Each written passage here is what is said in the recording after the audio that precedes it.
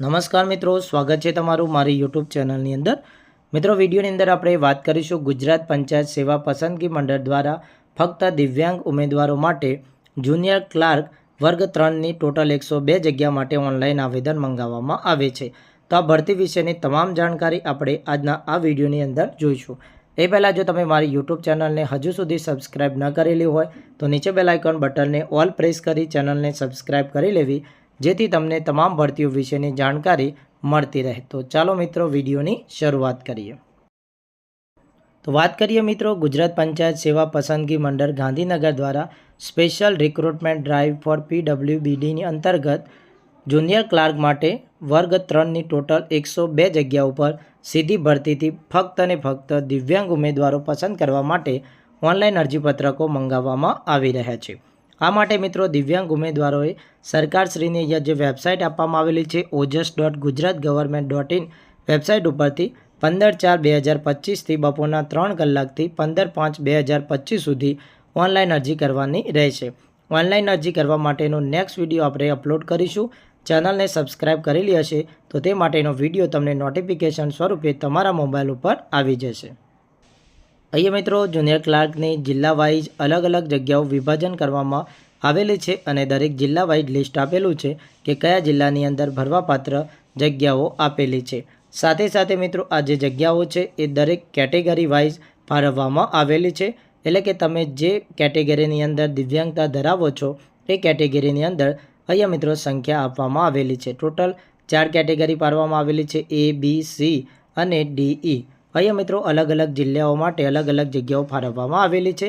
જેમ કે અહીંયા ટોટલ 102 જગ્યાઓ છે મિત્રો, એ આપવામાં આવેલી છે, જેમાં A કેટેગરી માટે 25, B કેટેગરી માટે 36, C કેટેગરી માટે 12 અને D કેટેગરી અને E કેટેગરી માટે 29 જગ્યાઓ છે મિત્રો, એ આપવામાં આવેલી છે।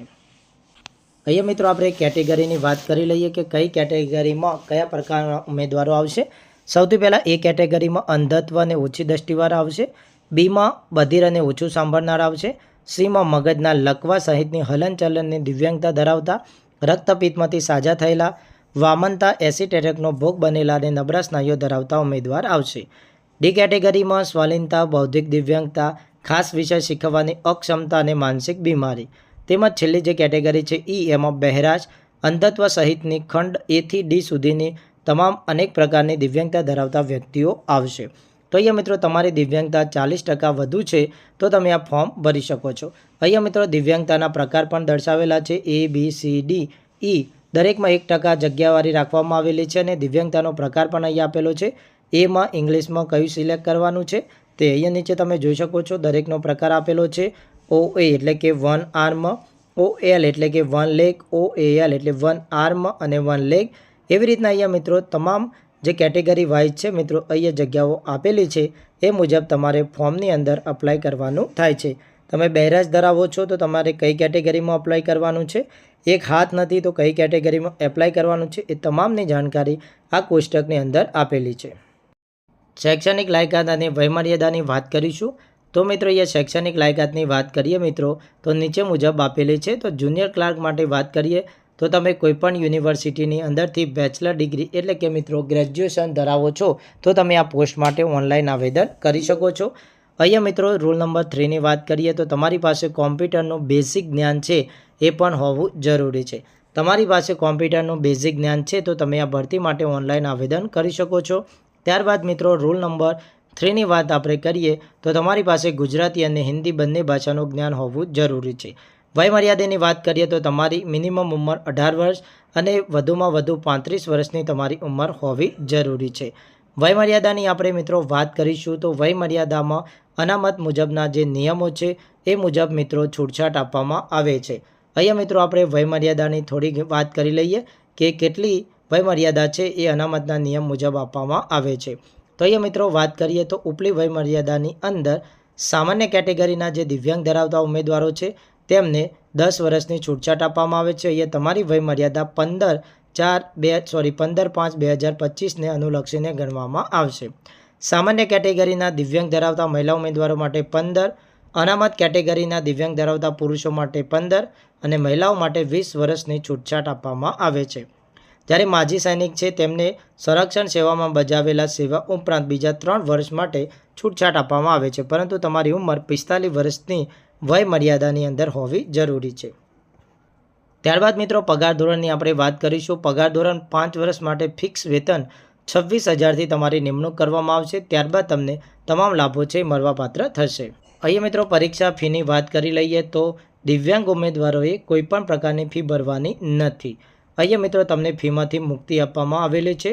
અરજી મિત્રો તમારે ઓજસ ગુજરાત ગવર્મેન્ટ.in વેબસાઇટ ઉપર ભરવાની છે.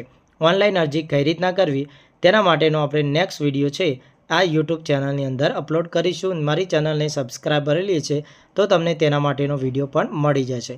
અહીંયા મિત્રો લેખિત પરીક્ષાનો જે સિલેબસ છે તેની વાત કરીએ તો જુનિયર ક્લાર્ક માટે અહીંયા 4 વિભાગની અંદર પ્રશ્નોત્તરી રહેશે. સૌથી પહેલો વિભાગ રહે છે જનરલ અવેરનેસ અને જનરલ નોલેજ, જે 50 ગુણનું રહેશે.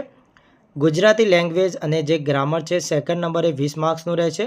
ઇંગ્લિશ લેંગ્વેજ અને ગ્રામર જે ઇંગ્લિશમાં રહે છે જે 20 માર્ક્સનું. જનરલ મેથેમેટિક્સ 10 માર્ક્સના પ્રશ્નો રહેશે. આમ ટોટલ 100 માર્ક્સનું પ્રશ્નપત્ર રહેશે અને તેના માટે તમને 60 મિનિટનો સમયગાળો છે એ આપવામાં આવશે. એક જ પ્રશ્નપત્ર અહીંયા રહેશે. જનરલ અવેરનેસની અંદર વાત કરીએ તો ટોટલ 11 વિભાગના પ્રશ્નો રહેશે. General mental ability, general intelligence, history of India અને ગુજરાતની, તેવી જ રીતના કલ્ચર ઇન્ડિયા અને ગુજરાતનું પૂછાશે. ભૂગોળ પણ ગુજરાત અને ઇન્ડિયાનું પૂછાશે. સ્પોટ લેવલના ક્વેશ્ચન રહેશે. ઇન્ડિયન પોલિટિક્સ અને કોન્સ્ટિટ્યુશનના પ્રશ્નો રહેશે. પંચાયતી રાજ વિભાગમાંથી પૂછાશે. વેલફેર સ્કીમ જે ગુજરાત અને કેન્દ્ર સરકારની. ત્યારબાદ ઇન્ડિયન ઇકોનોમી અને પ્લાનિંગ.